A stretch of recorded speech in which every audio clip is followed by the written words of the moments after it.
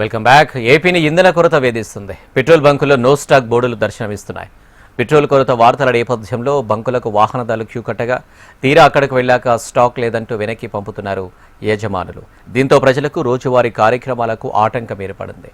Stock ఉన్న చోట్ల petrol బంకులు వాహనాలతో నిండిపోయాయి. Diesel దొరకని కారణంగా లారీలు ఎక్కడికక్కడ నిలిచిపోయాయి. దీంతో సరుకుల రవాణా ఇబ్బందికరంగా మారింది.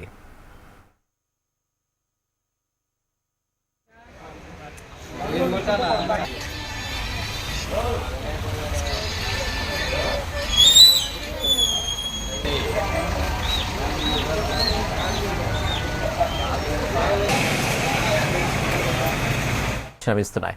పెట్రోల్ కొరత వార్తల నేపథ్యంలో బంకులకు వాహనదారులు క్యూ కట్టగా తీరా అక్కడికి వెళ్ళాక స్టాక్ లేదంటూ వెనక్కి పంపుతున్నారు యజమానులు. దీంతో ప్రజలకు రోజువారీ కార్యక్రమాలకు ఆటంకం ఏర్పడింది.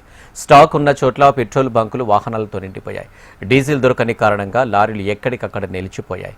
దీంతో సరుకుల రవాణా ఇబ్బందికరంగా మారింది.